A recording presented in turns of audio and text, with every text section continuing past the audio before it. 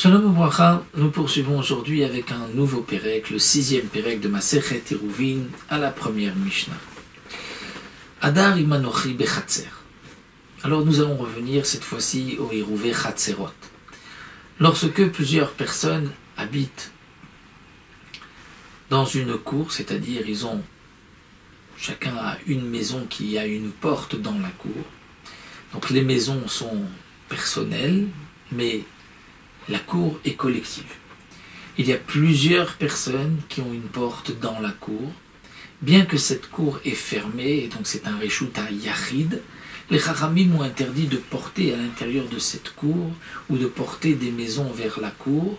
Pourquoi? Parce que comme il y a beaucoup de passages, ceci ressemblerait à un endroit plutôt public, et donc on ne pourra pas porter dans la cour tant qu'on n'aura pas fait de Hérouv. Le principe du Hérouv, c'est de s'associer et de dire on est tous une même et seule personne. Nous allons voir là, lorsque dans la cour, il y a un non-juif qui habite, ou nous allons voir aussi le cas où un des habitants de la cour a oublié de faire le Hérouv, de s'associer avec les autres. Alors, la Mishnah va nous dire la chose suivante. Adar imanochi bechatzer. Donc nous avons, on va dire, deux personnes, trois personnes, ou même une seule personne, qui habitent avec un non-juif. Et donc ils ont chacun une maison qui donne, ont une maison qui a une porte ouverte dans la cour. Donc celui qui habite avec un nochi, un non-juif, o imisheno modé berou, avec un kouti. Les koutis qui ne croyaient pas dans la Torah orale, qui n'acceptaient pas les décisions des Chachamim, donc lui il ne reconnaît pas l'idée du Hérouv. Eh bien, les Chachamim nous disent, malgré tout, Arézé Oser Alaf, ce non-juif qui habite dans la cour, ou ce kouti, va interdire au Israël de porter. À cause du non-juif, il ne pourra pas porter. Il devra louer l'endroit du non-juif, c'est-à-dire sa part dans la cour, pour qu'il puisse donc porter. Pour louer, il n'a pas besoin de donner une grosse somme, il peut donner même une petite pièce. Lorsque le non-juif accepte, ça y est, la part du non-juif dans la cour appartient maintenant au Israël et le Israël pourra porter. S'il y a deux juifs avec un non-juif, ils vont donner donc de l'argent au non-juif, le non-juif loue sa part dans la cour aux deux ou à une des deux, et à ce moment-là, les deux personnes devront faire un Hérouv ensemble pour pouvoir porter. Donc c'est ce que la Mishnah nous dit à Rézé Oser Alav. Divrei Rabbi Meir. Rabbi Eliezer ben Yaakov omer leolam en oser atshu shnei Israelim osrim ze al ze.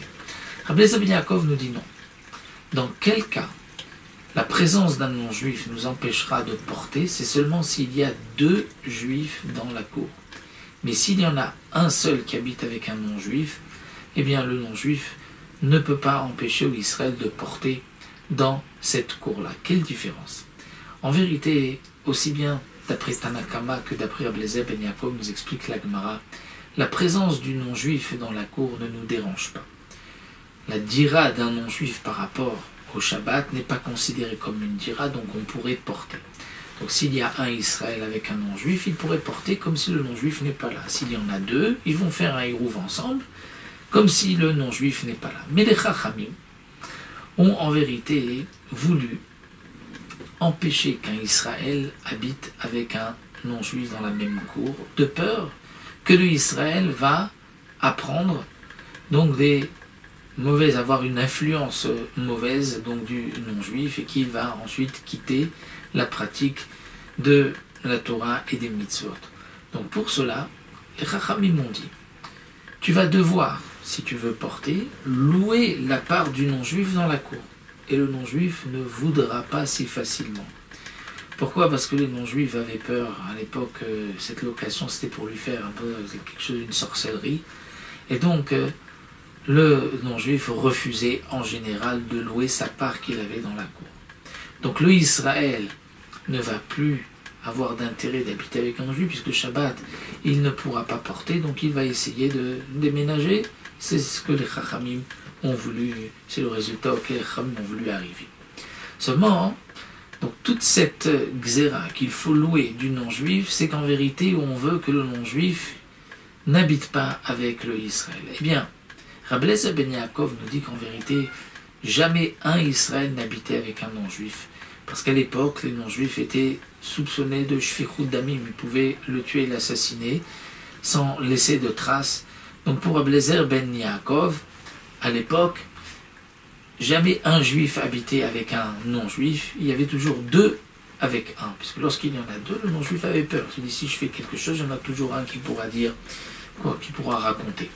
Donc, Rabbi Eliezer ben Yaakov dit, toute la xéra des Chachamim, c'est lorsqu'il y a deux juifs qui habitent avec un non-juif, parce que là, donc, c'était plus fréquent, et donc, les Chachamim ont dit, là, il faut louer la part du non-juif. Mais, lorsqu'il y en a un seul, comme ce n'était pas fréquent, les Chachamim n'ont pas interdit. Rabbi Meir n'est pas d'accord que même avec un seul Israël et un non-juif, il faut louer la part du non-juif pour pouvoir porter. Donc on pourra louer, comme explique Barthénoura, la part du non-juif avec une petite pièce, même moins que Shavé Prouta. Et nous verrons que le Israël, lui, peut annuler sa part qu'il a dans une cour, c'est-à-dire que s'il y a 3 Béné Israël, il y en a un qui a oublié de faire le hérouv avec les 2 autres, lui, on ne va pas louer sa part, lui va annuler sa part qu'il a aux autres, et on pourra porter. Mais le non-juif, comme nous l'avons vu, ce n'est pas suffisant s'il annule sa part aux autres, il faudra donc louer la part du non-juif en lui donnant de l'argent.